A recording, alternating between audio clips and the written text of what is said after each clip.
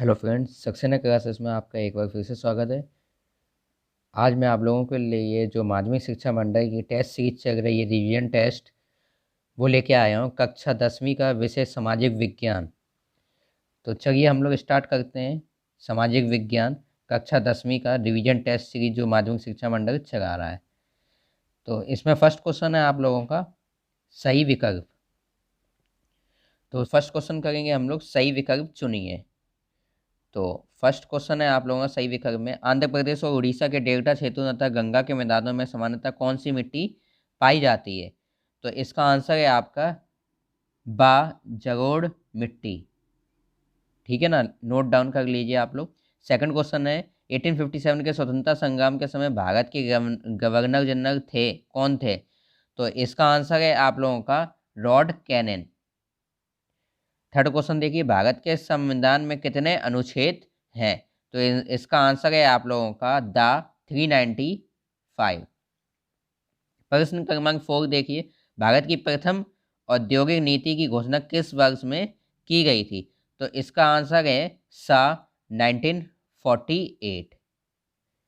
Fifth question देखिए सही विकल्प का, मुंबई बंदरगाह के दबाव को कम करने हेतु तो विकसित बंदरगाह है। तो इसका आंसर है आप लोगों का सा नहावा सेवा।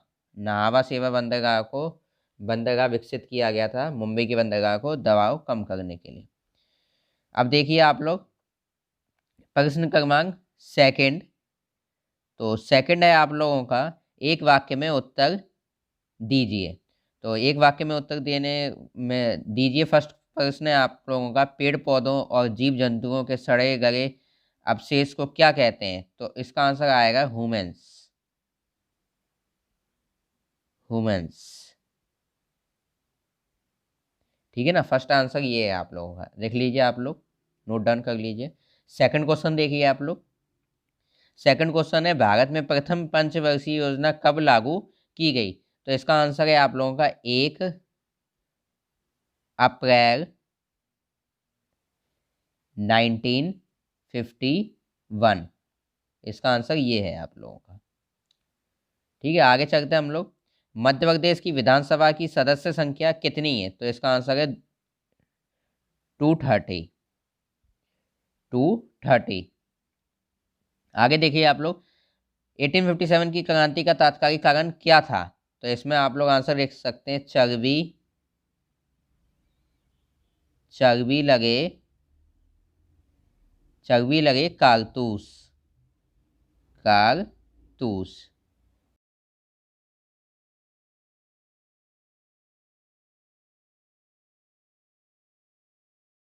प्रदान किए गए हैं। तो इसका आंसर है 6। ठीक है ना, नेक्स्ट चलते हैं हम लोग आगे। रिक्त स्थान। तो रिक्त स्थान आप लोग देखिए, फर्स्ट क्वेश्चन है, सूती वस्त्र उत्पादन में भारत में डैश राज्य प्रथम स्थान पर है? तो इसका आंसर है महाराष्ट्र। महाराष्ट्र। महाराष्ट्र देख लीजिए आप लोग। सेकंड क्वेश्चन देख लीजिए, इंटरनेशनल नेटवर्क का संक्षिप्त नाम है? तो इसका आंसर है आप लोगों का इंटरनेट। इंटरनेट है इसका आंसर। आगे देखिए आप लोग, संयुक्त वन प्रबंधन व्यवस्था में डैश का महत्वपूर्ण स्थान है? तो इसमें देखिए वन सुरक्षा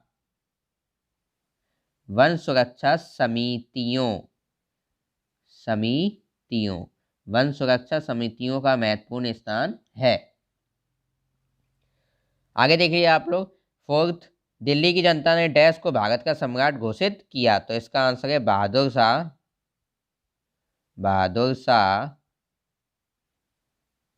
द्वितीय। बहादुर शाह द्वितीय। आगे देखिए आप लोग, सर्व सहायता समूह में सदस्यों की अधिकतम संख्या डैश होती है, कितनी होती है? 20। इसका आंसर आप लोग लिखोगे 20 होती है। आगे देखिए, आगे हम लोग चलते हैं प्रश्न क्रमांक फोर्थ में। तो प्रश्न क्रमांक फोर्थ है आप लोगों का, सही जोड़ी बनाइए। तो फर्स्ट का है अमित्य सेन। इसका आंसर होएगा आप लोगों का आर्थिक कल्याण। फर्स्ट ये होएगा। चाय असम होएगा इसका सेकंड। ये स्वामी विवेकानंद रामकृष्ण मिशन ये होएगा। राष्ट्रीय ग्रामीण रोजगार गारंटी योजना इसका होएगा 100 दिवस, चौथा ये होएगा। और संविधान सभा के अस्थायी अध्यक्ष होगा आपका डॉक्टर सच्चिदानंद सिन्हा, 5वां ये होगा आप लोग। ठीक है, अब आगे चलते हैं हम लोग, इसके आगे के क्वेश्चन करते हैं। प्रश्न क्रमांक 5। प्रश्न क्रमांक 5 है आप लोगों का, भूमजल पाने के स्रोत क्या हैं? तो इसका उत्तर है, इसे कुओं व ट्यूबवेलों के द्वारा धरातल पर लाया जाता है तथा मानवीय उपयोगों के अतिरिक्त कृषि भूमि की सिंचाई, बागवानी, उद्योग आदि के लिए उपयोग किया जाता है। तो चलिए नेक्स्ट क्वेश्चन हम लोग करते हैं इसका, प्रश्न क्रमांक 6। प्रश्न क्रमांक 6 है इसका, 1857 की क्रांति के प्रमुख केंद्र कौन कौन से हैं? तो इसका उत्तर है बैरकपुर, मेरठ, दिल्ली, कानपुर, झांसी, ग्वालियर, लखनऊ, जगदीशपुर, बिहार आदि। चलो प्रश्न क्रमांक 7 देखते हैं इसका। प्रश्न क्रमांक 7 है, प्रति व्यक्ति आय क्या है? इसकी गणना का सूत्र लिखिए। तो इसका उत्तर है प्रति व्यक्ति आय, पर कैपिटल इनकम, एक देश की किसी वर्ष विशेष में औसत आय को ही प्रति व्यक्ति आय कहते हैं। तो इसका सूत्र होता है प्रति व्यक्ति आय बराबर राष्ट्रीय आय अपॉन देश की कुल जनसंख्या। नोट डाउन कर लीजिए आप लोग इसका उत्तर। अब है प्रश्न क्रमांक 8, मानव जीवन में मृदा का क्या महत्व है? तो इसका उत्तर देखिए, मानव जीवन में मृदा का अत्यधिक महत्व है, विशेषकर किसानों के लिए संपूर्ण मानव जीवन मृदा पर निर्भर करता है। संपूर्ण प्राणी जगत का भोजन प्रत्यक्ष या परोक्ष रूप से मृदा से प्राप्त होता है। हमारे वस्त्रों के निर्माण में प्रयुक्त कपास, रेशम, जूट व ऊन प्रत्यक्ष या परोक्ष रूप से हमें मृदा से ही मिलते हैं। जैसे भेड़ मृदा पर उगी घास खाती है और हमें ऊन देती है। रेशम के कीड़े वनस्पति पर निर्भर हैं और वनस्पति मृदा पर उगती है। भारत में लाखों घर मिट्टी के बने हुए हैं। हमारा पशुपालन उद्योग, कृषि और वनोद्योग मृदा पर आधारित है। इस प्रकार मृदा हमारे जीवन का प्रमुख आधार है। तो चलिए हम लोग प्रश्न क्रमांक अब 9 देखते हैं। तो 9 है आपका प्रश्न क्रमांक, देखिए 9th क्वेश्चन है आप लोगों का, रबी और खरीफ की फसलों में अंतर स्पष्ट कीजिए। कोई 3 अंतर आप लोगों को बताने हैं। तो देखिए, एक साइड लिख देना आप लोग खरीफ, एक साइड लिख देना रबी। तो फर्स्ट अंतर है आप लोग, ये फसल मानसून ऋतु के आगमन के साथ ही शुरू होती है। और रबी में आ जाएगा, ये फसल मानसून ऋतु के बाद शरद ऋतु के साथ शुरू होती है। सेकंड पॉइंट है, इसकी प्रमुख फसलें धान, ज्वार, बाजरा, मक्का, कपास, पटसन और मूंगफली आदि है। और इसमें आ जाएगा, इसकी प्रमुख फसलें गेहूं, जौ, चना, सरसों और अलसी जैसी तेल निकालने के बीज आदि हैं। थर्ड पॉइंट है, इन फसलों के पकने में कम समय लगता है और इसका इन फसलों के पकने में अपेक्षाकृत अधिक समय लगता है। फोर्थ पॉइंट है, इन फसलों का प्रति हेक्टेयर उत्पादन कम होता है, इन फसलों का प्रति हेक्टेयर उत्पादन अधिक होता है। ये फसलें सितंबर अक्टूबर में काटी जाती हैं और रबी में आ जाएगा, ये फसलें मार्च अप्रैल में काटी जाती हैं। कोई भी 3 आपको इनमें से अंतर नोट डाउन करने हैं। चलिए प्रश्न क्रमांक 10 देखते हैं इसका। 10 क्वेश्चन है, 1857 ईस्वी के संग्राम को प्रथम स्वतंत्रता संग्राम क्यों कहा जाता है? तो इसका उत्तर है आप लोगों का, भारत में पहला प्रभावशाली आंदोलन 1857 ईस्वी की क्रांति थी।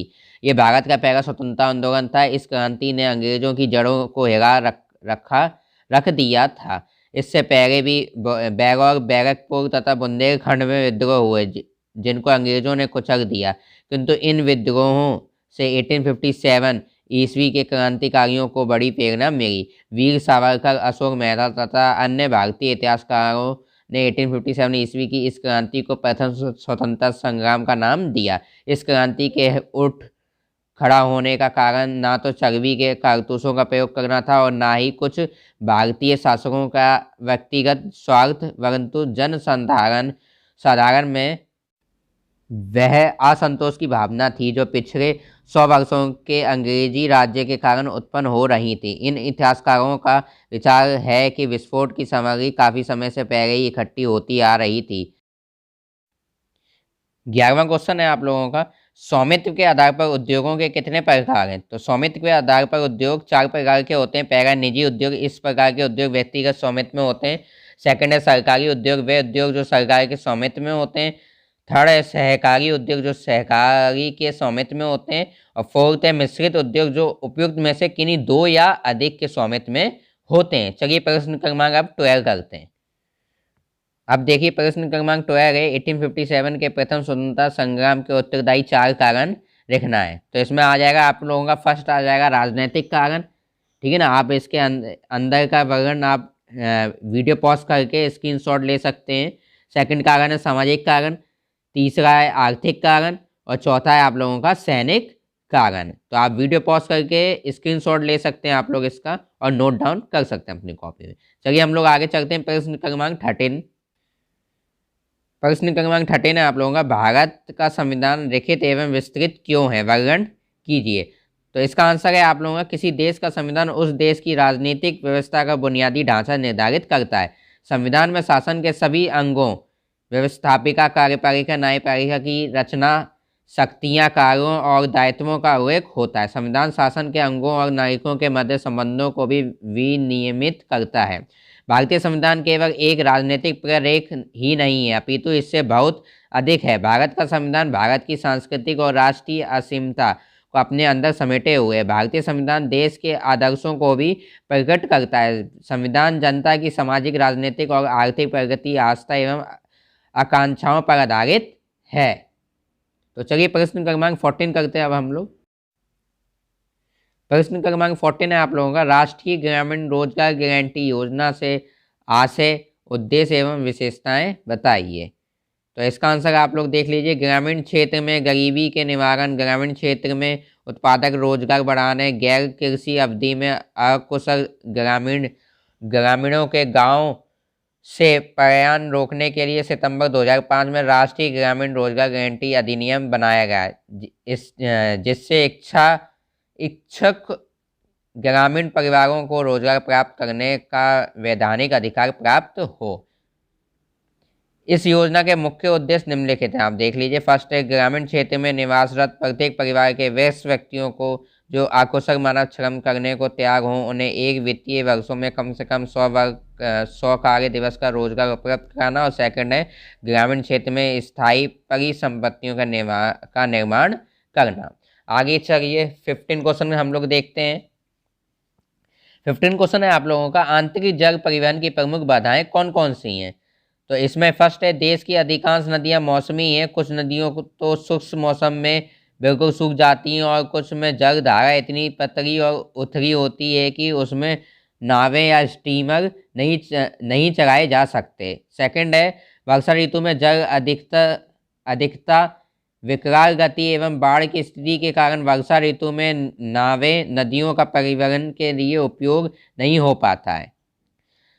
थर्ड है आपका, सदा नीरा नदियों से सिंचाई के लिए जगह जगह से नहरें निकाली गई हैं, जिससे नदियों में जल स्तर तो कम हो ही जाता है, मार्ग में द्वार या बंद बनाने से मार्ग बाधा युक्त हो जाता है। अतः जो नदियां पहले नौ संचालन के योग्य थी अब उपयोगी नहीं रही। तो चलिए अब इसका प्रश्न क्रमांक 16 हम लोग देखते हैं। प्रश्न क्रमांक 16 है आप लोगों का, वनों से होने वाले कोई 5 लाभ लिखिए। तो फर्स्ट है, लकड़ी की प्राप्ति होती है वनों से, ठीक है ना। इसके अंदर का आप लोग नोट डाउन कर लेना स्क्रीनशॉट लेके। सेकंड है, गौण पदार्थों की प्राप्ति, आधारभूत उद्योगों के लिए सामग्री, ठीक है ना। फोर्थ है, चारागाह। फिफ्थ है, रोजगार की प्राप्ति, ठीक है ना। आप लोग स्क्रीनशॉट लेके आप नोट डाउन कर लीजिए आप लोग इसका आंसर। 17 क्वेश्चन देखिए आप लोग, भारतीय संविधान की कोई 5 विशेषताओं का वर्णन कीजिए। तो फर्स्ट विशेषता है इसकी, लिखित और निर्मित संविधान है। सेकंड है, संपूर्ण प्रभुत्व संपन्न लोकतांत्रिक गणराज्य। तीसरी विशेषता है, संसदीय शासन प्रणाली। चौथी विशेषता है, अंशतः लचीला एवं अंशतः कठोर। और पांचवी विशेषता है इसकी, मूल अधिकारों की व्यवस्था, ठीक है ना। इसके अंदर का आप लोग स्क्रीनशॉट लेके नोट डाउन कर सकते हैं। चलिए प्रश्न क्रमांक 18 देखते हैं अब हम लोग। प्रश्न क्रमांक 18 है, हरित क्रांति का अर्थ एवं विशेषताएं लिखिए। तो देखिए आप लोग, हरित क्रांति का आशय कृषि उत्पादन में उस तीव्र वृद्धि से है जो अधिक उपज देने वाले बीजों, रासायनिक उर्वरकों व नई तकनीक के प्रयोग के परिणाम स्वरूप हुई है। इस क्रांति के फलस्वरूप फसलों की उत्पादकता में काफी वृद्धि हुई है। भारतीय कृषि में उन्नत किस्म के बीजों का प्रयोग बढ़ता जा रहा है। पंजाब, हरियाणा, उत्तर प्रदेश, गुजरात, तमिलनाडु और आंध्र प्रदेश में गेहूं व चावल का अधिक उत्पादन उन्नत किस्म के बीजों की देन है, ठीक है ना। चलिए अब हम लोग इसकी विशेषताएं करेंगे हरित क्रांति की। हरित क्रांति की विशेषताएं हैं आप लोगों की, पहली है अधिक उपज देने वाले बीजों का प्रयोग, दूसरी रासायनिक उर्वरकों का प्रयोग, तीसरी कीटनाशक दवाओं का प्रयोग, चौथी विशेषता है कृषि यंत्रीकरण का विस्तार, पांचवी है लघु एवं मध्यम सिंचाई परियोजना का विस्तार, सिक्स्थ विशेषता है इसकी भूमि संरक्षण की नई तकनीकों का प्रयोग, और सेवंथ विशेषता है इसकी कृषि उत्पादों के समर्थन मूल्य का निर्धारण। ठीक है ना। अब प्रश्न क्रमांक इसका 19 करते हैं।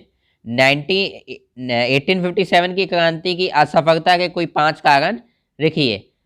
तो इसका फर्स्ट कारण है 1857 की क्रांति निर्धारित तिथि से पूर्व प्रारंभ कर दी गई थी, जिससे यह असफल हो गई। सेकंड कारण है इसका 1857 की क्रांति असफलता का अन्य कारण योग्य नेतृत्व का अभाव था। विद्रोही नेताओं में सैनिक अकुशलता तथा संगठित होकर कार्य करने तथा क्रांति संचालन की क्षमता का अभाव था। तीसरी विशेषता है 1857 की क्रांति के समय अधिकांश नरेशों ने क्रांतिकारियों का साथ न देकर अंग्रेजों का ही साथ दिया था। सर जॉन के मत में यदि समस्त भारतवासी पूर्ण उत्साह से अंग्रेजों के विरुद्ध संगठित हो जाते तो अंग्रेज पूर्णतः नष्ट हो जाते। फोर्थ विशेषता है इसकी क्रांतिकारियों में वीरता तथा साहस की भावना का अभाव नहीं था, परंतु उनकी सैनिक शक्ति अत्यधिक निर्बल थी। फिफ्थ विशेषता अंग्रेज अधिकारी क्रांतिकारियों का दमन आधुनिक हथियारों से करते थे, परंतु क्रांतिकारियों के पास उनका सामना करने के लिए आधुनिक हथियारों का अभाव था। तो ये था आप लोगों का माध्यमिक शिक्षा मंडल का कक्षा 10वीं का सोशल साइंस का रिवीजन टेस्ट। वीडियो अच्छा लगा तो वीडियो को लाइक करें, अधिक से अधिक शेयर करें और हमारे चैनल को सब्सक्राइब करें। Thank you.